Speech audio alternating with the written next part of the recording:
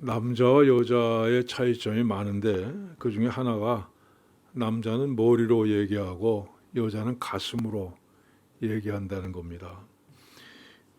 그런데 머리부터 이 가슴까지의 거리 30cm 이걸 극복하지 못해서 남녀 사이에 비극이 생기는 겁니다.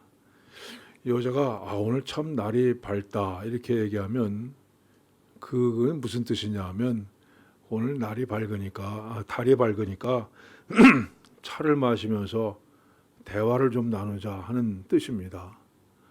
근데 남자는 뭐라고 합니까? 보름달이니까 당연히 밝지 이렇게 얘기를 합니다. 이것이 머리부터 가슴까지의 거리입니다. 자, 이런 차이는 스트레스를 받을 때도 나타납니다. 남자는 스트레스를 받으면 그 즉시로 두뇌의 논리 기능이 발달을 활발하게 움직이기 시작합니다. 머릿속에서 해결책을 찾는 겁니다. 그래서 남자는 스트레스를 받으면 자기만의 동굴 속에 들어가서 해결책이 나올 때까지 그 문제를 생각합니다. 만약 이때 여자가 뭐라고 하기라도 하면 벌컥 화를 냅니다. 여러분들이 아마 많이 경험해 보셨을 겁니다. 반면에 여자는 스트레스를 받으면 그 순간 언어 기능이 활발하게 작동을 합니다. 그래서 전화를 하고 뭐 친구들 만나고 뭐 앉아가지고 남편 때문에 실망한 일들, 뭐 시어머니 때문에 섭섭한 일들 이게 얘기하면서 스트레스를 풉니다. 상대방으로부터 위로를 받는 겁니다. 이렇게 스트레스를 푸는 방법이 서로 다른 이유는 근본적으로 남자와 여자가 다르기 때문입니다.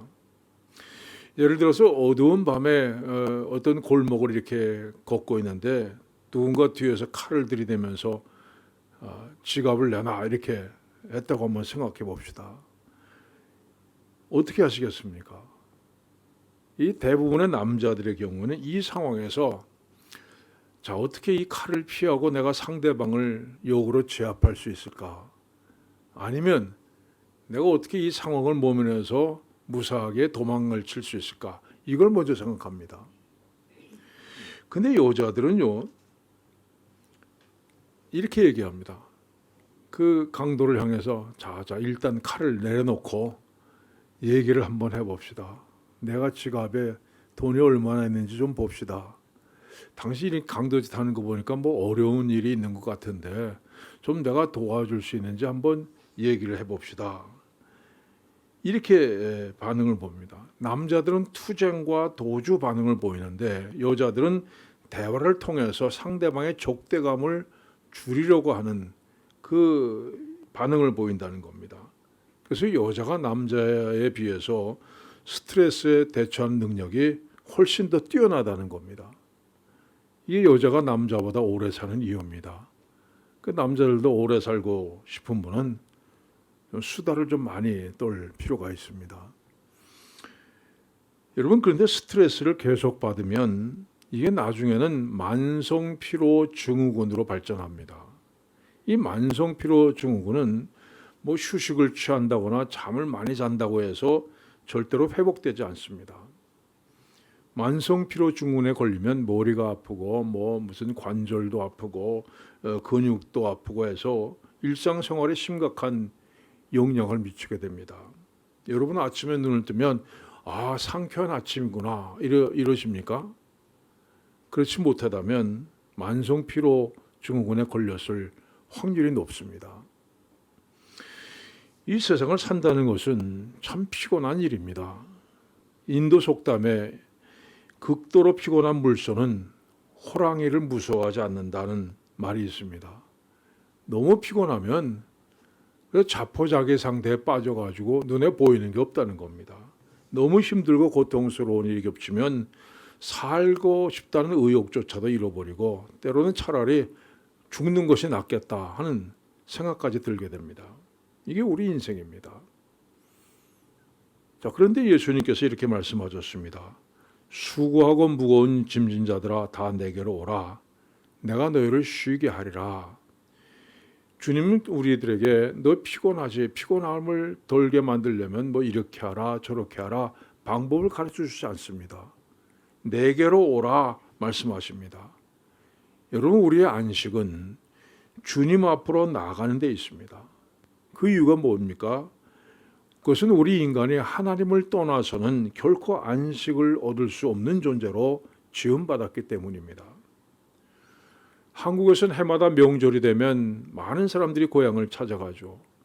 때로 서울부터 저 남쪽 지방까지 하루 종일 걸리는데 그 고생을 하면서 찾아갑니다. 그 이유가 뭡니까?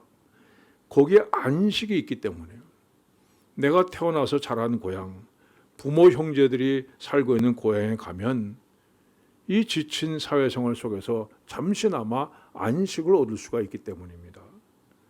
마찬가지로 사람은 영혼의 고향이 있습니다. 하나님이 자기 형상, 곧 하나님의 형상대로 사람을 창조하시되 말씀했습니다. 하나님의 형상대로 지으심 받은 인간은 오직 하나님 앞에 나아갈 때 참된 안식을 얻을 수 있습니다. 먼저 수고하고 무거운 짐진 자들아 말씀했습니다. 수고라는 단어는 지루하고 지치게 하는 노동이라는 뜻입니다. 근데 여러분, 이 단어는 능동태입니다. 그러니까 스스로 애쓰고 스스로 자발적으로 수고하는 것을 뜻합니다. 학생은 원하는 대학에 들어가기 위해서 열심히 공부합니다. 직장인은 승진을 하기 위해서 열심히 일을 하죠. 장사하는 사람은 돈을 많이 벌기 위해서 부지런히 뛰어다닙니다. 그런가 하면 예수 믿는 사람들은 주님을 위해서 열심히 일을 하죠. 이렇게 스스로 목표를 세우고 자발적으로 애쓰는 것이 바로 수고라는 단어의 뜻입니다. 그런데 아무리 우리가 자발적으로 일을 해도 그것이 결코 쉽지 않습니다.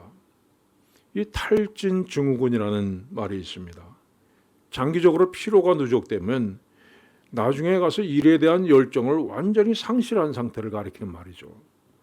UC 버클리의 크리스티나는 교수는 다른 사람을 돕는 사람 중에서 이런 증후군이, 탈진 증후군이 나타날 가능성이 높다 얘기합니다.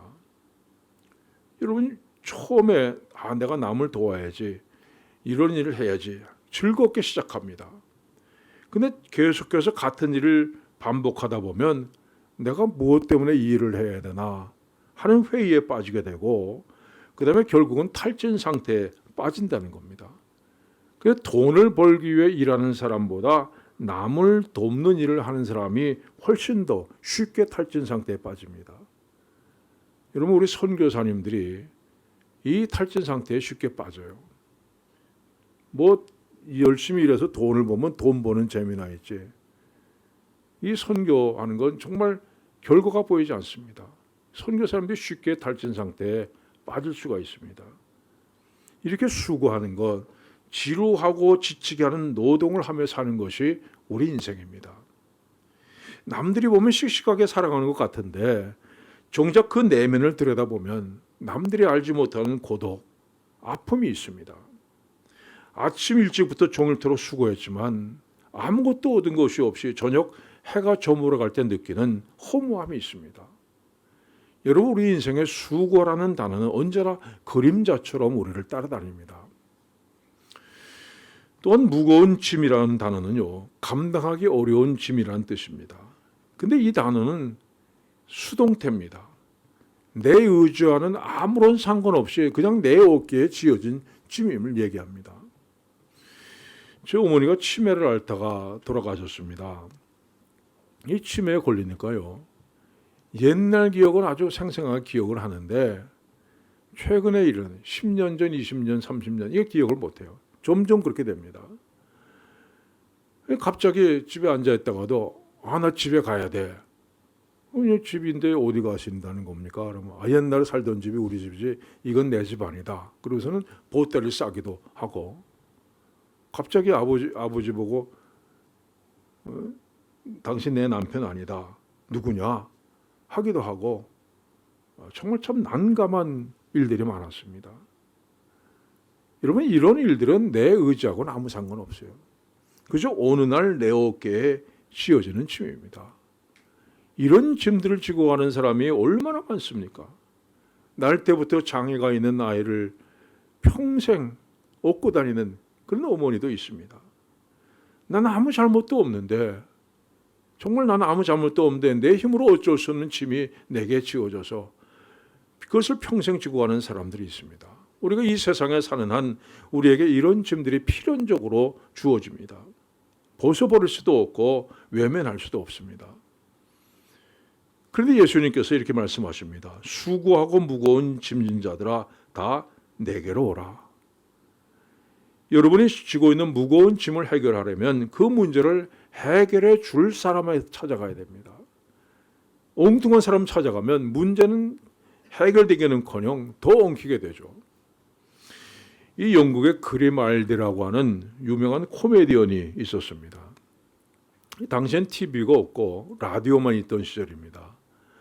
그 사람이 라디오만 나오면 아무리 무뚝뚝한 사람도 웃지 않고 배길 수 없는 정말 그 말을 잘하는 코미디언이었어요. 근데 정작 그리말디 다시는 심각한 우울증을 앓고 있었습니다. 그 정신과 의사를 찾아가서 상담을 합니다. 그때 의사가 당신 병은 마음속에 우울한 생각이 쌓여서 생긴 겁니다. 그래서 정말 기쁜 마음으로 웃을 수가 있다면 당신 병은 치유될 겁니다. 그래서 그리말디가 묻습니다. 그럼 어떻게 하면 웃을 수 있습니까? 그래서 의사가 이렇게 말했습니다. 코미디언 그리말디라고 아십니까? 그 사람이 하는 라디오 프로그램을 정기적으로 들어보십시오. 만약 그 사람이 당신을 웃기지 못하면 누구도 당신을 웃기지 못할 것입니다. 여러분, 아무나 찾아가면 소용없습니다.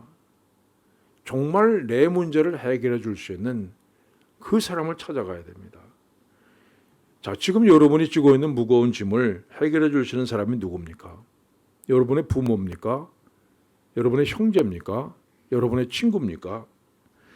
내 문제를 근본적으로 해결해 줄 수 있는 분은 오직 주님밖에 없습니다.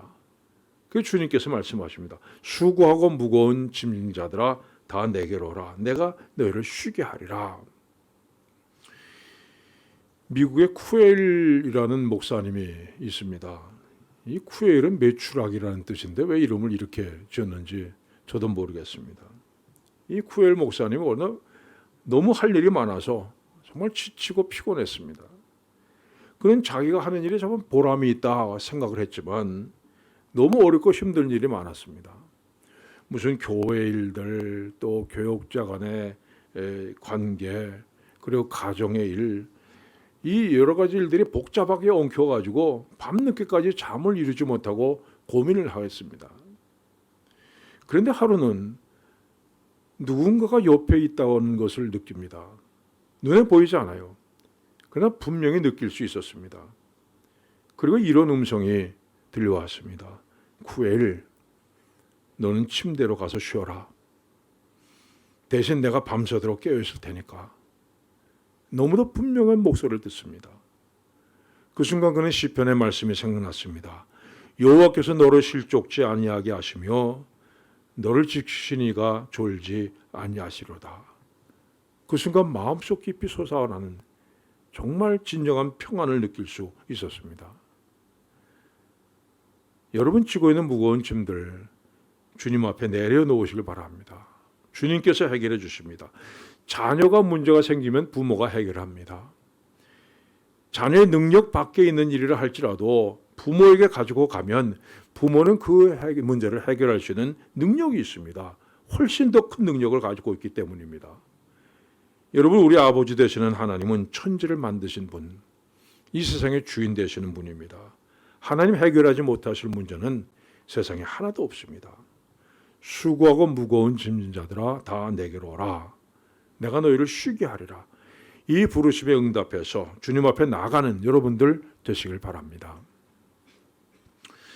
이어서 나는 마음이 온유하고 겸손하니 나의 몽에를 메고 내게 배우라.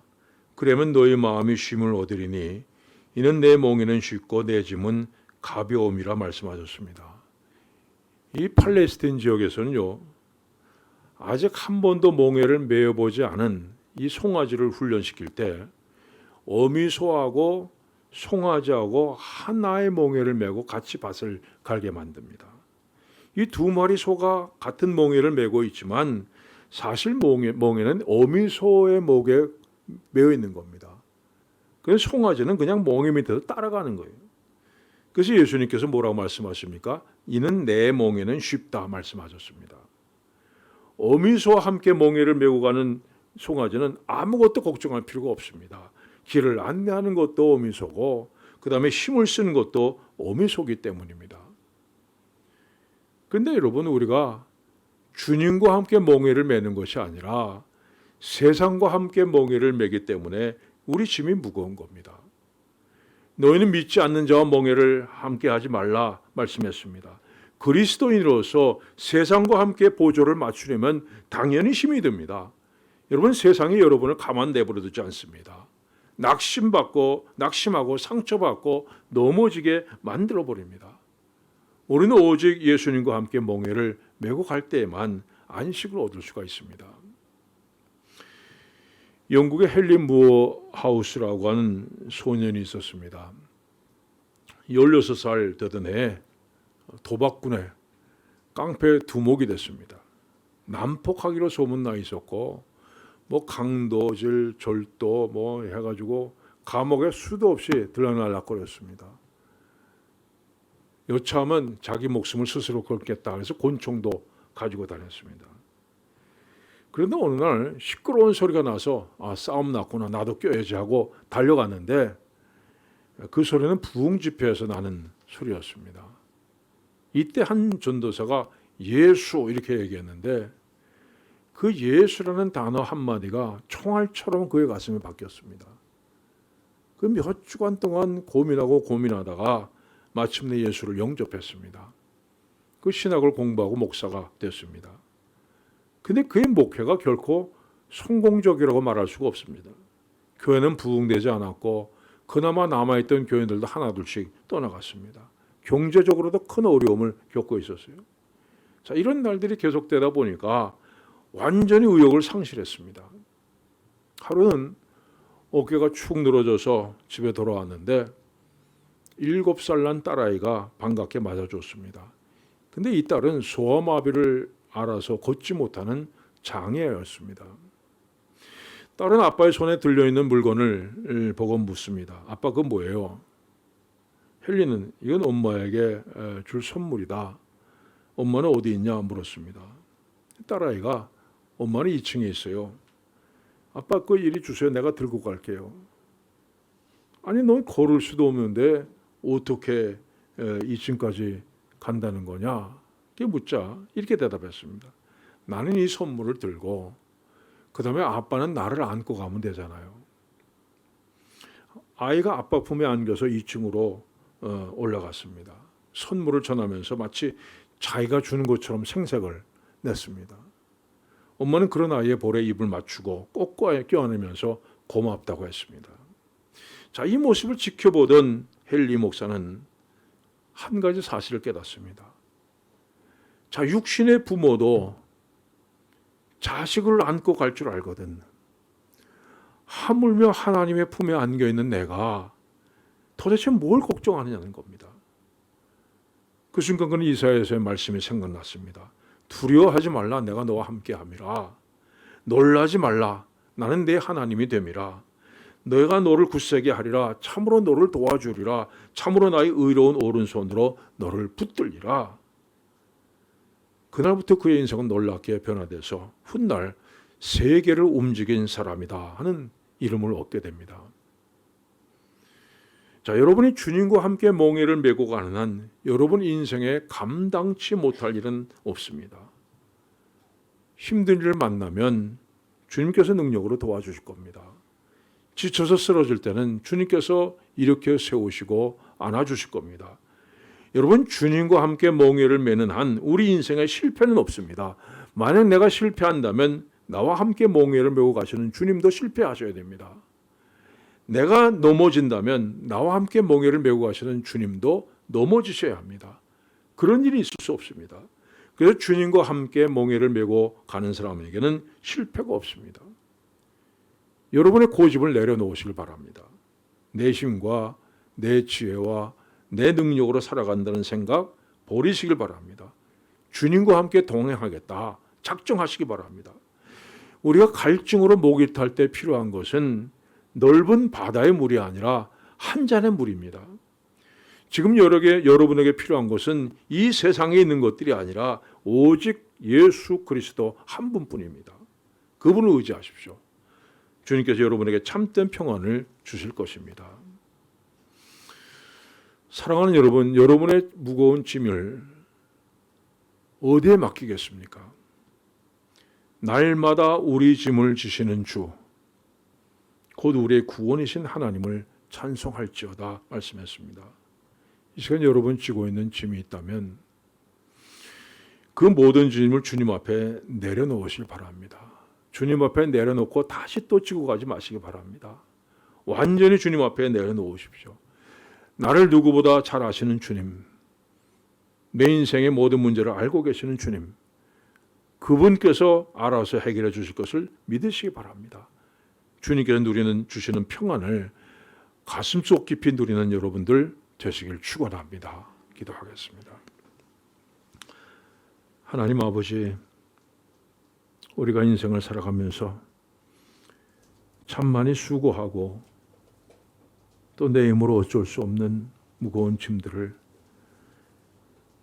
지고 끊임없이 걸어가는 우리의 인생길입니다. 때로 지쳐서 쓰러질 때도 있고 넘어질 때도 있습니다.